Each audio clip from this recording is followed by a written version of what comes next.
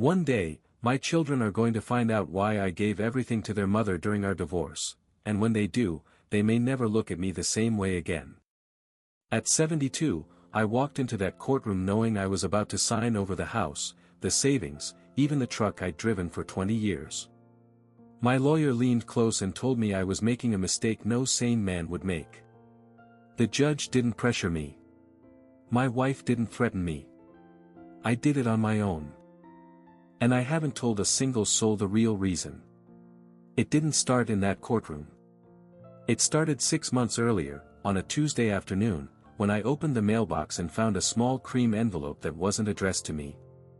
The handwriting was neat. Confident. Not a bill. Not junk.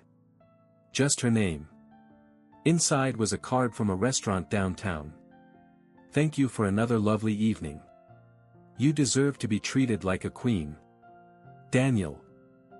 I stood there in the kitchen holding that card while the dishwasher hummed behind me. 43 years of marriage, and I had never once seen my wife blush over a dinner invitation.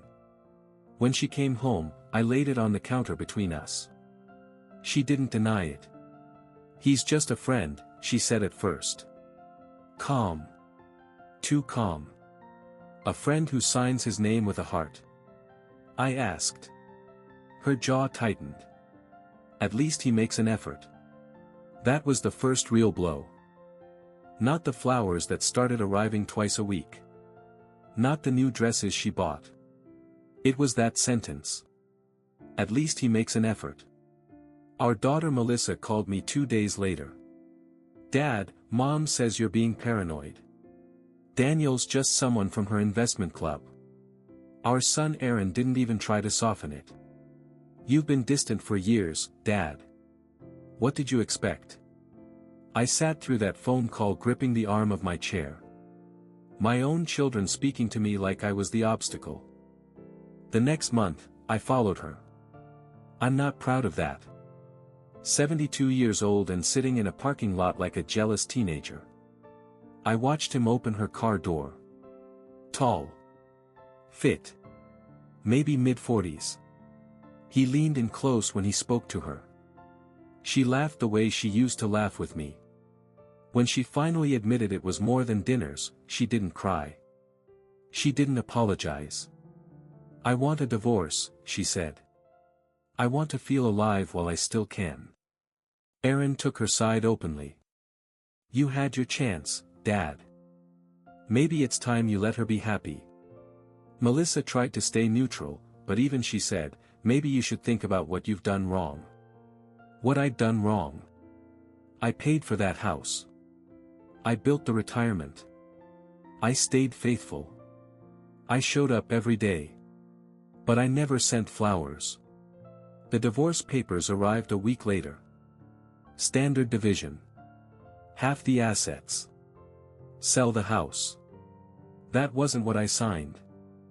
And when my lawyer tried to stop me, when he whispered, "You're handing her everything," I looked across the courtroom at my wife, and I knew this wasn't about love anymore.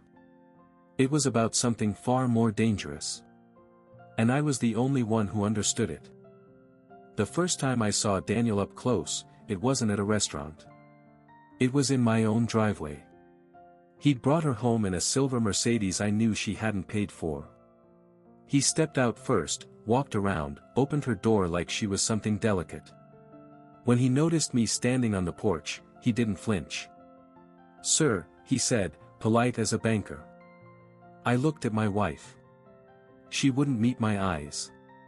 Inside the house, the argument finally cracked open. "You let him bring you here?" I asked. "It's just a ride," she shot back. "You're acting like I committed a crime. In front of the neighbors." She laughed, sharp and humorless. "You care more about the neighbors than you ever cared about me." That one landed. Aaron came over that night without calling. He'd already spoken to her. "Dad, you need to stop humiliating Mom," he said, standing in my living room like he owned it. "Daniel makes her happy. He makes her expensive dinners," I replied. "That's not the same thing." Aaron's face hardened. You never treated her that way. I wanted to ask him who paid for his college. Who co-signed his first mortgage? Who bailed him out when his business failed at 35? But I didn't. I just said, so that justifies this. Melissa came the following weekend. She sat at the kitchen table with her mother, whispering. I could hear my name, over and over. Later she pulled me aside. Dad. Mom says Daniel understands her. That you stopped listening years ago. I was working, I said. For this family. She sighed like I was a stubborn child. Maybe you were working instead of being present. The word present echoed in my head. That Sunday we tried to have dinner together. All of us. One last normal meal. It turned into something else.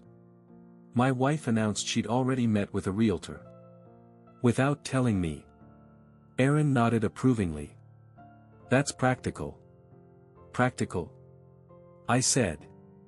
This is my house. It's both of yours, he corrected me. She looked straight at me across the table. I won't stay trapped here because you're afraid to let go. I'm not afraid, I said quietly. I'm concerned. About what? Aaron snapped. That she'll finally have a life. I looked at him then. Really looked at him. My own son. Angry at me for not celebrating his mother's affair. And that was the moment I understood something none of them did. Daniel wasn't just charming. He was studying her. The compliments. The gifts. The sudden talk of investments she didn't fully understand. I had seen that kind of man before in my business days. They circle money the way vultures circle heat. When she filed for divorce, Daniel moved fast. He was suddenly around more. Helping her review financial options. Offering to introduce her to better advisors. My lawyer leaned back in his chair and said, "You're entitled to half. At least protect yourself." But protecting myself wasn't the point anymore. The night before court, I sat alone in the living room we were about to sell. I ran my hand over the arm of the couch and realized something cold and steady. If I fought her for half, Daniel would fight with her. If I walked away from everything, Daniel would think he'd won. And men like him get careless when they think they've won. That was the real reason I signed those papers. And my children have no idea what that decision is about to cost them. Court was quiet. That surprised me. No shouting. No drama. Just paperwork and polite voices. My wife wore a navy suit I'd never seen before. Daniel sat in the back row. He didn't belong there, but he came anyway. When my lawyer slid the final agreement toward me, he whispered, "You still have time to reconsider. This is everything." "I know," I said. Across the room, my wife looked almost relieved. The judge asked if I understood the terms. I said yes. My voice didn't shake. When I signed my name, I felt something settle in me. Not defeat. Not anger. Just clarity. Afterward, Aaron cornered me outside the courthouse. "Why would you do that?" he demanded. "You just handed Mom a fortune." "It was hers to begin with," I said. "No, it wasn't. You earned that." I looked at him carefully. "I earned peace too." Melissa was crying, but not for me. "Dad, now Daniel's going to control everything." "That depends," I said quietly. They didn't ask what I meant.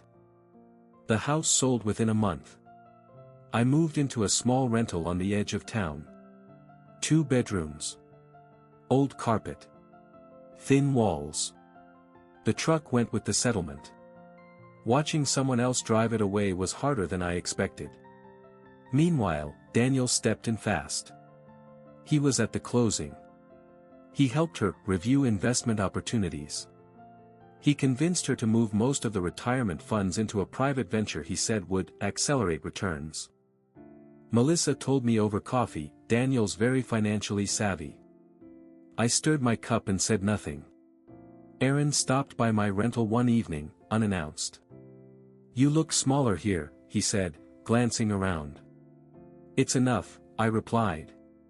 He paced like he used to when he was a teenager. "Mom says you're punishing her by disappearing." "I'm not punishing anyone. She's hurt, Dad." I almost laughed. "She asked for a divorce. She didn't ask you to give up everything." There it was again. The confusion. They thought I'd acted out of weakness. I asked him one question. "Has Daniel put anything in his own name?" Aaron frowned. "What? Has he invested his own money alongside hers?" He hesitated. "I don't know." "Why?" "Just curious." 2 weeks later, Melissa called me in tears. "Dad. Mom transferred almost all of it. Daniel says it's temporary. A bridge investment." "How much?" I asked. "Most of it." My chest tightened, but I kept my voice steady. "Did she consult an independent advisor?" "She trusts him." "Of course she did." Then came the first crack. The investment required an additional infusion to secure a larger return. Daniel encouraged her to liquidate a remaining account. Aaron supported it. "It's strategic," he told me over the phone. "You wouldn't understand modern finance." I'd spent 40 years in commercial contracting. I understood risk very well. 3 months after the divorce, Daniel stopped coming to family dinners. Then he stopped answering Melissa's texts. My wife said he was traveling. A week later, the calls started.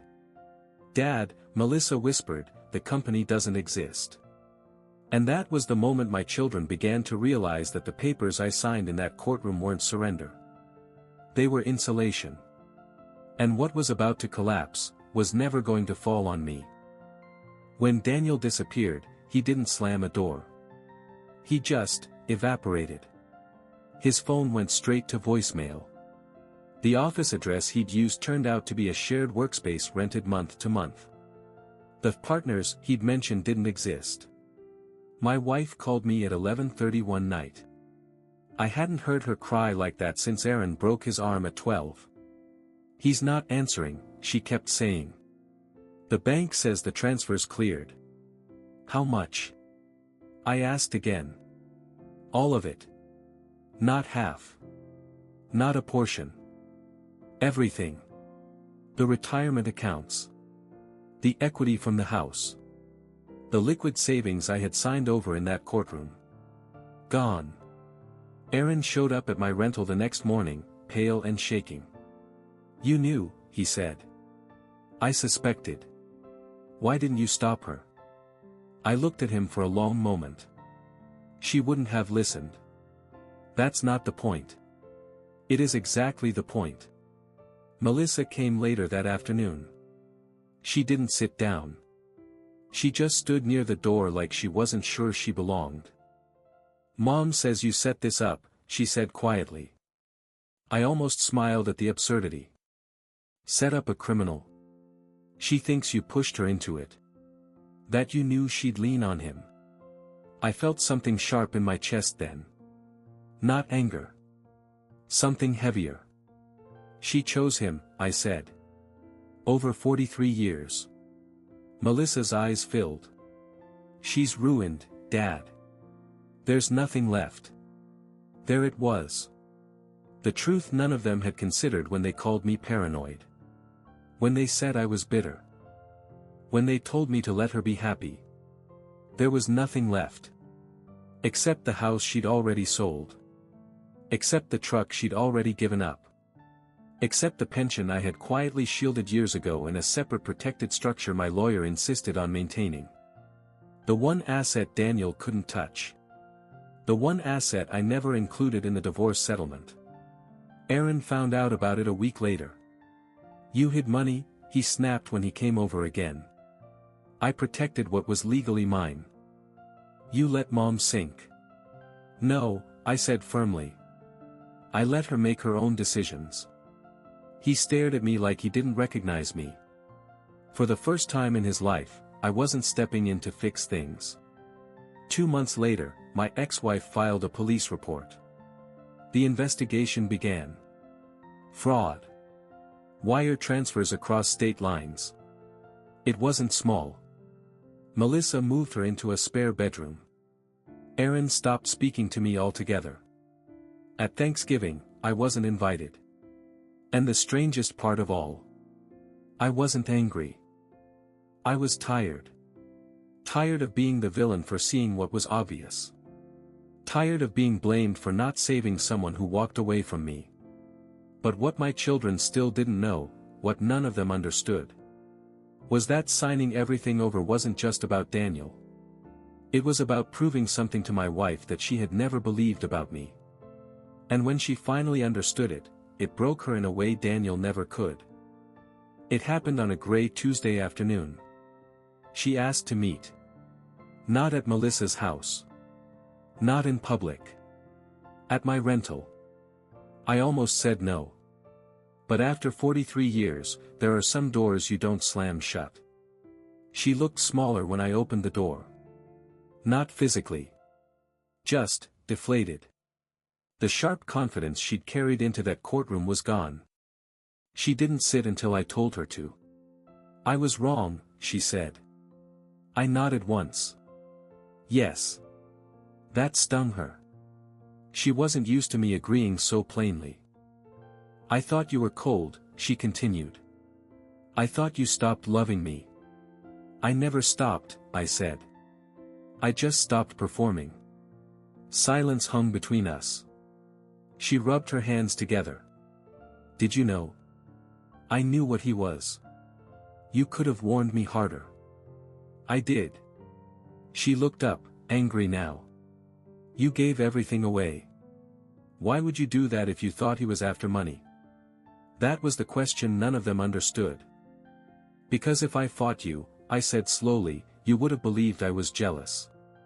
Controlling. Bitter. And you would have run straight into his arms harder. Her breathing shifted.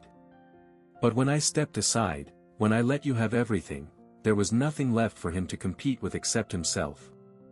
She stared at me. I wanted you to see him without me in the picture. Her eyes filled, but this wasn't soft crying. This was realization.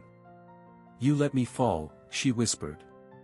No, I said firmly. I let you choose. That landed heavy. For decades, I had absorbed every complaint. Every quiet resentment. Every accusation that I wasn't romantic enough, spontaneous enough, exciting enough. Daniel was exciting. Until he wasn't. Aaron called me later that week. His voice was different now. You're not taking her back, are you? No.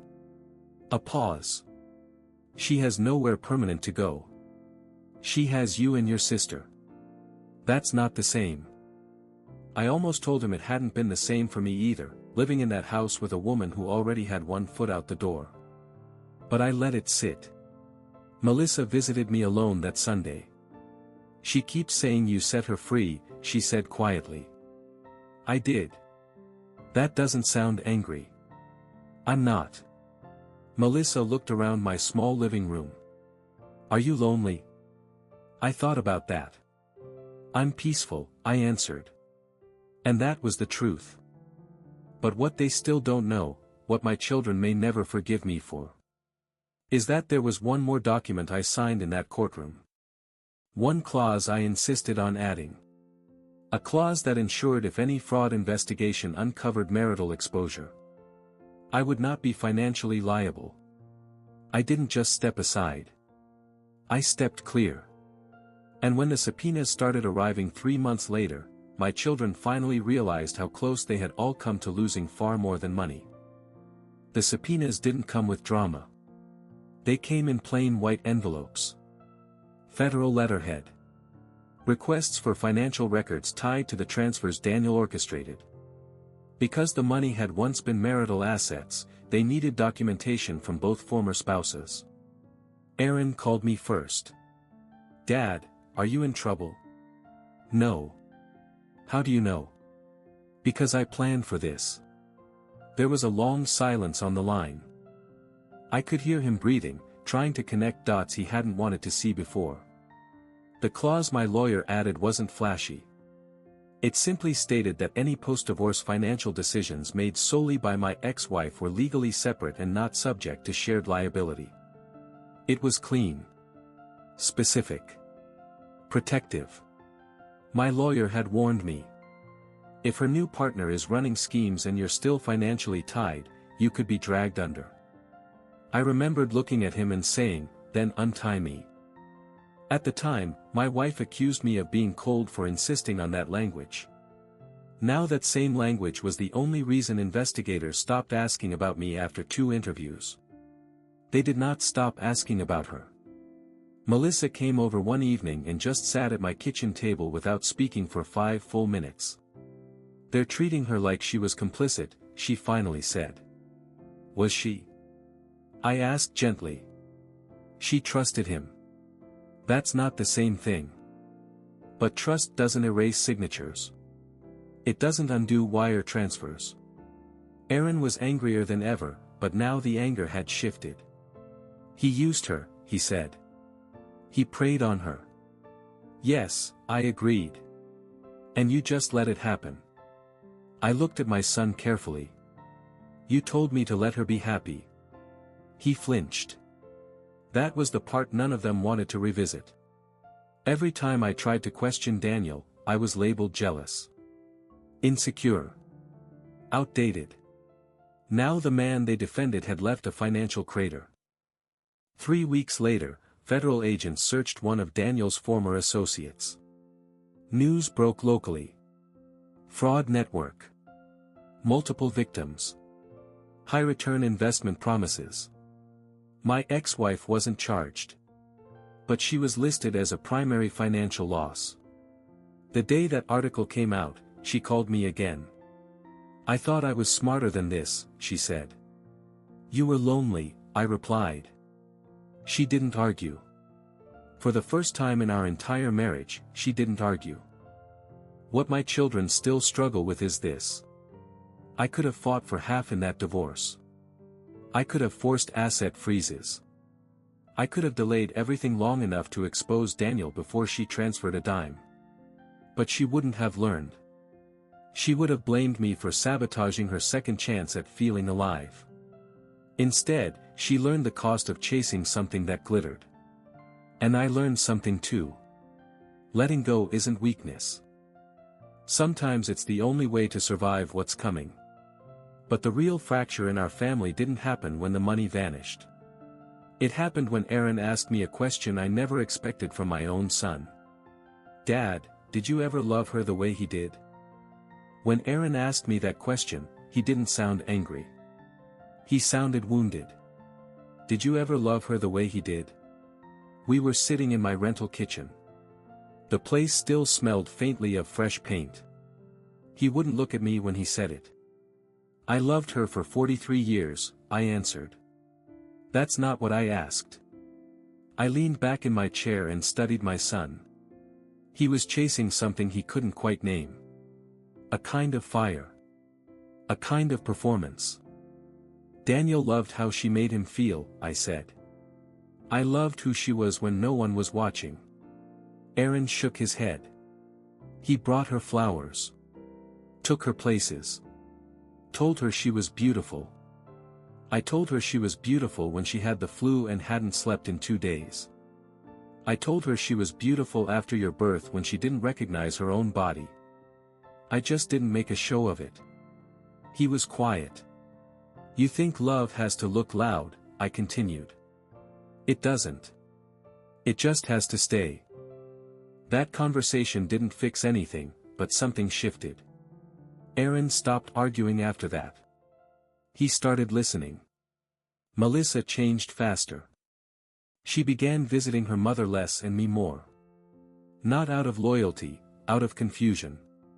She was trying to reconcile the man she thought I was with the one sitting calmly in front of her. Meanwhile, the investigation dragged on. Daniel was arrested in another state. Fraud, wire manipulation, false investment structures. It was uglier than any of us expected. My ex-wife wasn't charged, but the interviews left their mark. Shame does that. It settles into your shoulders. One evening she came by again. This time she stood in the doorway and said something that surprised me. "You were steady," she said. I mistook that for dull. I didn't answer right away. "I wanted fireworks," she continued. I didn't realize fireworks burn down houses. That was the closest thing to an apology she's ever given me. "I never wanted to control you," I said. "I wanted to protect what we built." She nodded slowly. "And you protected yourself?" "Yes." She didn't resent it this time. The hardest part for my children wasn't the lost money. It wasn't the embarrassment. It wasn't even Daniel's arrest. It was realizing that I hadn't been the jealous old husband clinging to comfort. I had been the only one thinking 3 moves ahead. And that truth, that quiet, uncomfortable truth, is harder to swallow than any financial loss. But there's still one thing they don't understand. I didn't sign everything over just to expose Daniel. I signed it because I knew something about their mother they didn't. Something she'd been hiding for years. And when it finally came to light, it changed the way they saw both of us forever. My wife had been having chest pains for nearly a year before Daniel showed up. I knew about them. She thought I didn't. Late nights when she'd sit on the edge of the bed, rubbing just below her collarbone. Shortness of breath she blamed on allergies. A fatigue that wasn't normal. I asked her to see a doctor more than once. "I'm fine," she would snap. "Stop hovering." Daniel didn't know about any of it. He only saw the version of her that dressed up for candlelight dinners. 3 months after his arrest, she collapsed in Melissa's kitchen. Not dramatic.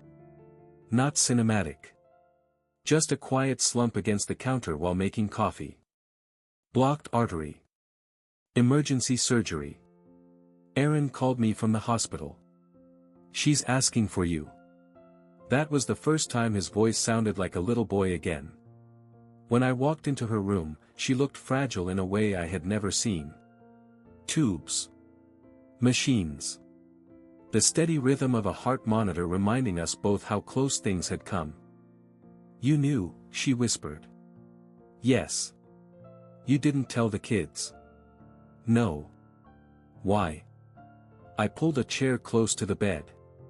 "Because you didn't want to be the woman who was getting older. You wanted to feel wanted." Tears slid down the sides of her face. "I thought I was running toward something," she said. "I was running away from being scared." There it was. The real reason. It was never just about romance. It was fear. Fear of aging. Fear of fading. Fear that I had stopped seeing her as a woman and only saw her as a wife. Daniel offered escape. I offered reality. And reality doesn't always sparkle. When the children learned about her condition, something inside them shifted again. They saw her vulnerability. They saw mine too. Aaron apologized one evening in the hospital hallway. "I thought you were bitter," he said. "I was hurt," I replied. "There's a difference." Melissa hugged me longer than she ever has. The money never came back. The house is gone. Retirement looks different now for both of us. She'll live modestly. So will I. We are not getting back together. That chapter is closed with respect, not rage. But my children finally understand why I signed everything over. I didn't do it to be noble. I did it because fighting her would have killed whatever dignity we had left, and because I knew if she was going to face her fears, she had to face them without blaming me. At 72, I learned something hard. You cannot compete with someone selling fantasy.